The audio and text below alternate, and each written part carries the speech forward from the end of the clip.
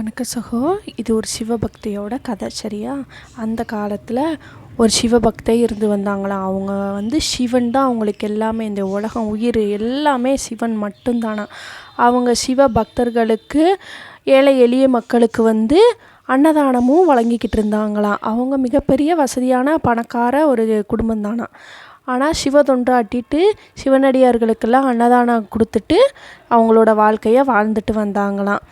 அவங்க அன்னதானத்துக்கு நிறைய கூட்டம், அந்த ஊர் மக்களில் கஷ்டப்படுறவங்க எல்லோரும் கலந்துட்டு அந்த அம்மா கையால் சாப்பிடணும் அவ்வளோ பிரியப்பட்டு வருவாங்களாம். அந்த ஆசீர்வாதத்தை இறைவன் அவங்களுக்கு கொடுத்துருக்காங்க.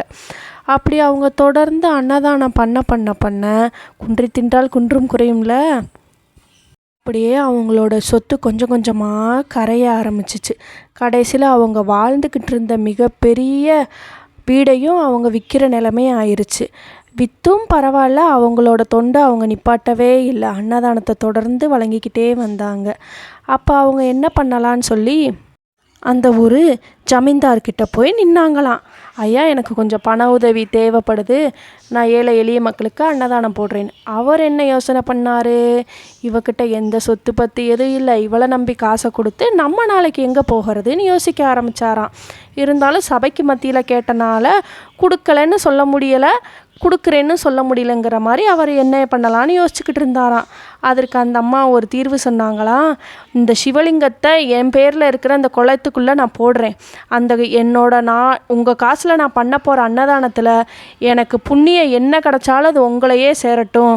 என்றைக்கு என் புண்ணிய கணக்கு ஃபுல்லாக உங்களுக்கு சேர்ந்து அது முடியுதோ அன்றைக்கி அந்த சிவலிங்கம் மேலே எழும்பி வரட்டும்னு சொன்னாங்களாம். அடுத்த நாள் காலையில் ஒரு பசு அந்த குளக்கரையில் தண்ணி குடிச்சிச்சான். தண்ணி குடித்த நிமிஷத்தில் உள்ளே இருந்த லிங்கம் வெளியே வந்துருச்சான். எல்லாருக்கும் ஒரே ஆச்சரியமாயிருச்சான். என்னடா, ஒரு கோமாதா தண்ணி குடித்த இதில் புண்ணியம் ஃபுல்லாக இவரோட இதுக்கு மாதிரி அவரோட கடன் கணக்கு எல்லாம் முடிஞ்சு லிங்கம் மேலே வந்துருச்சுன்ற மாதிரி ஆச்சரியமாக பார்த்தாங்களாம்.